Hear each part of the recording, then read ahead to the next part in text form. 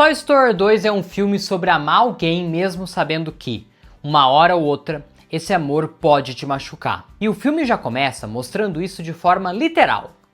O Woody ama o Andy. Ele quer ir para o acampamento cowboy. Ele tá desesperado procurando o chapéu, porque quer viver aquele momento ao lado do seu dono.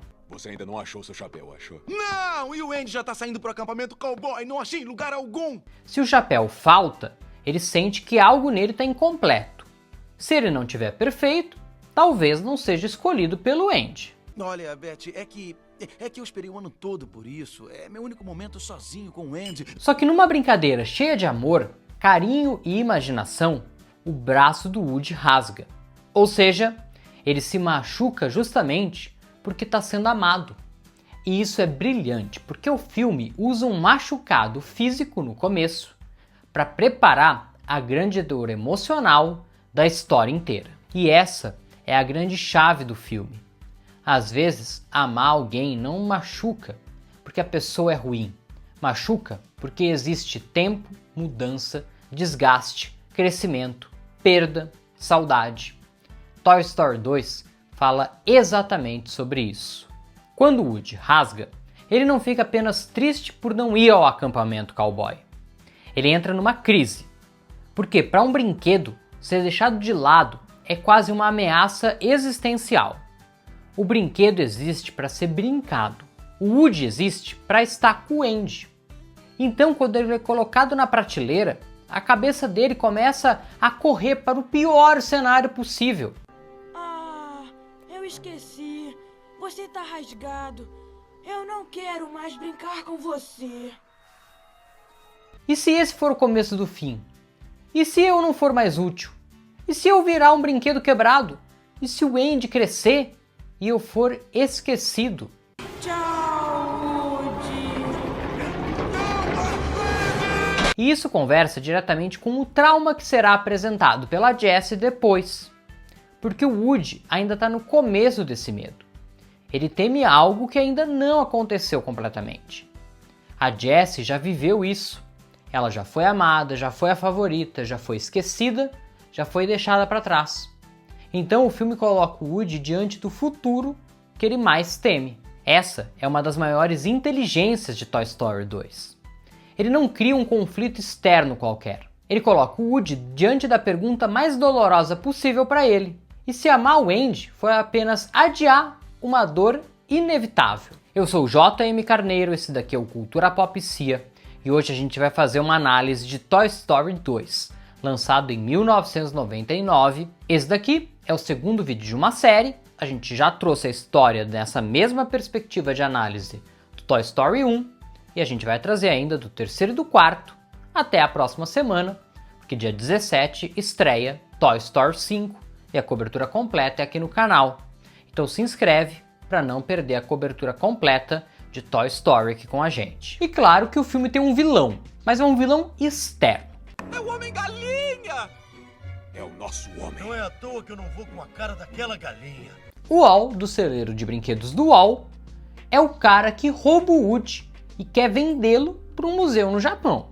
Ele é ganancioso, egoísta, ridículo, engraçado e claramente funciona como uma ameaça prática da história.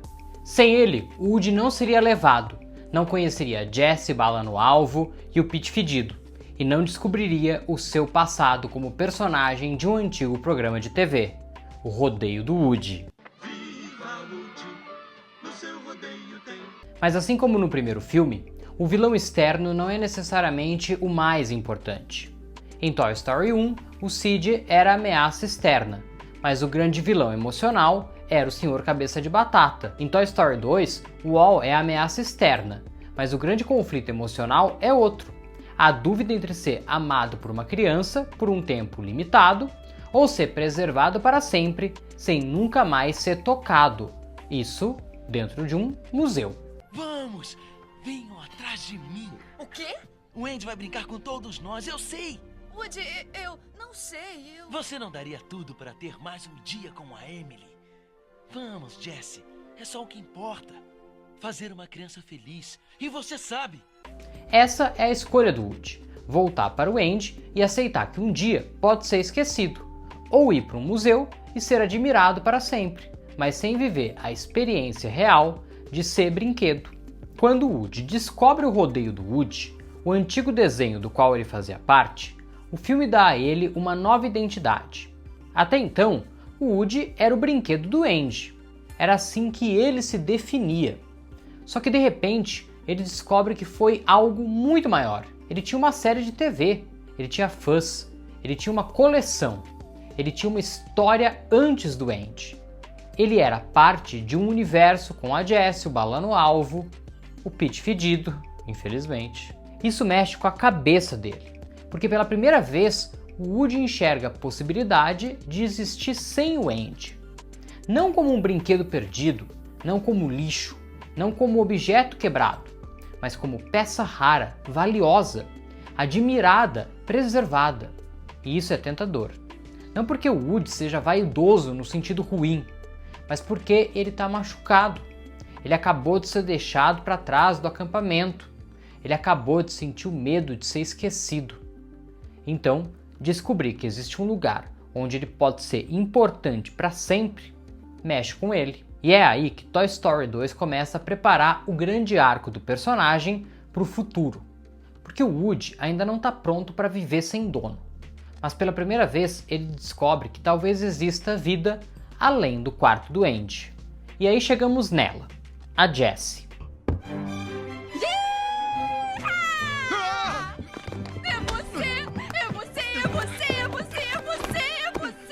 Para mim, a Jessie é a alma emocional de Toy Story 2. A história dela com a Emily talvez seja uma das sequências mais fortes da Pixar inteira, porque ela resume em poucos minutos uma dor que qualquer pessoa consegue entender. Ser amado profundamente por alguém e depois perceber que essa pessoa seguiu em frente sem você. Quando eu era amada, vi o mundo todo azul. A Jessie não foi abandonada porque era ruim. Ela não foi deixada para trás porque fez algo errado. A Emily cresceu. Só isso. É natural, né? E justamente por ser tão simples, dói mais. Porque crescer, como eu disse, é natural, né?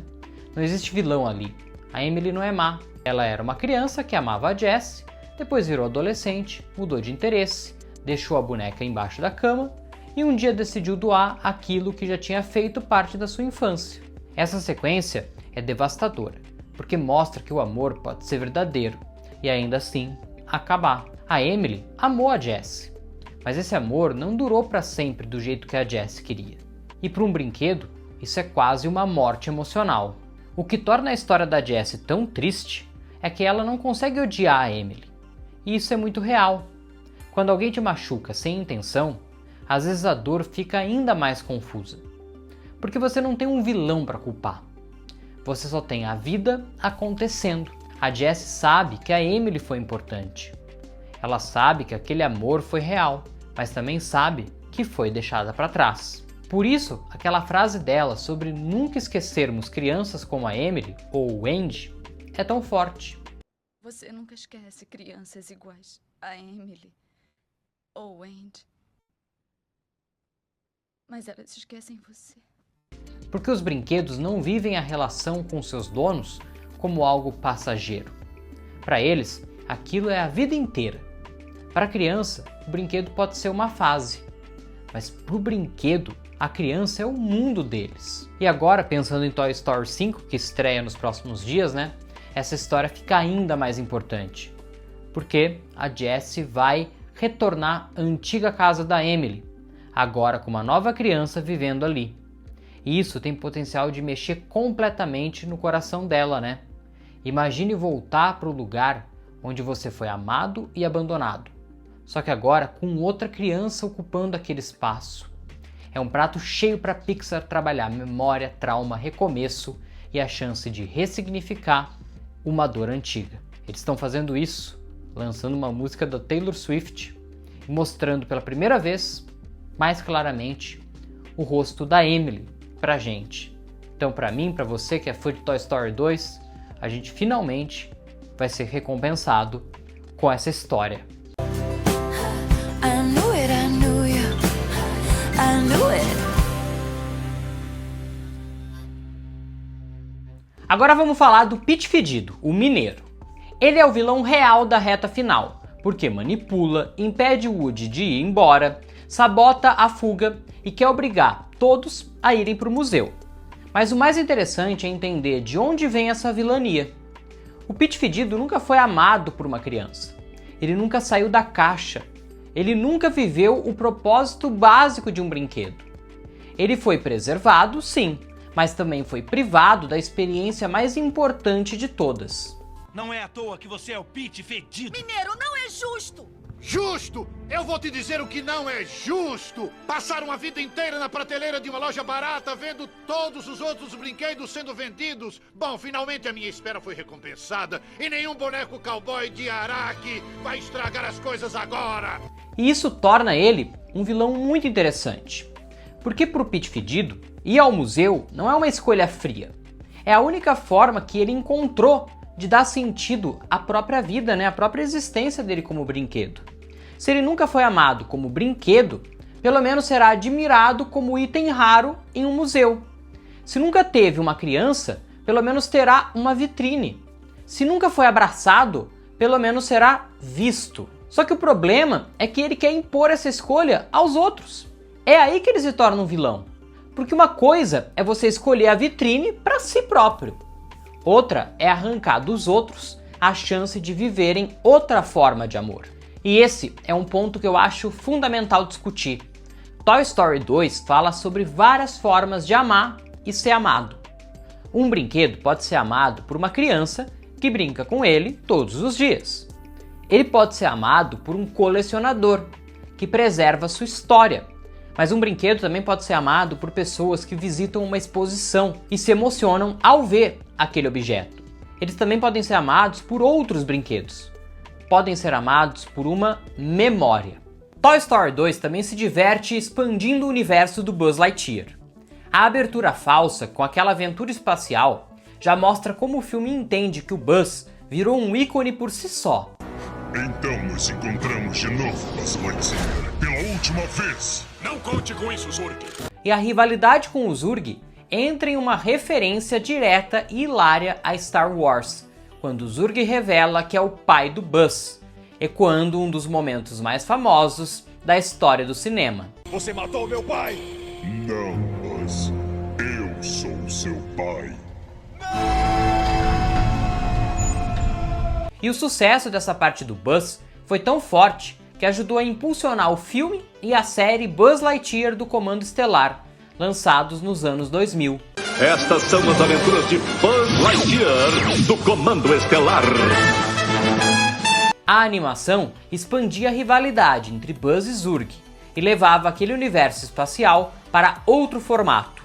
E é uma pena que essas produções tenham ficado meio esquecidas e não estejam no Disney Plus hoje, porque fizeram parte da infância de muita gente, eu principalmente. E na minha opinião, mereciam mais carinho dentro da própria história da franquia. Ô Disney, coloca isso aí no Disney Plus, tá? Pô, a série animada e o filme são tão bons. E sim, anos depois tivemos o filme Lightyear, tentando revisitar essa ideia de um Buzz, personagem de ficção científica. Mas aí é melhor a gente deixar esse assunto para outro vídeo, ou talvez nem isso, né? Porque, esse filme aí não deu certo não, infelizmente. Eu, como fã do Buzz, tenho que falar pra vocês, né? A verdade. Então ele é? Agora, se você quer entender tudo sobre Toy Story 1, 3 e 4, se liga nessa playlist que tá aqui na tela. Porque Toy Story 1 já saiu uma análise igual a essa, se você não assistiu, assista. E em breve vai sair do Toy Story 3 e 4, talvez até já tenha saído, né, no momento que você assiste esse vídeo. Então clica aqui na playlist, que aí você não perde nada, assiste todos os vídeos e entende essas histórias, né, esses recados, essas mensagens por trás desses filmes fantásticos de Toy Story.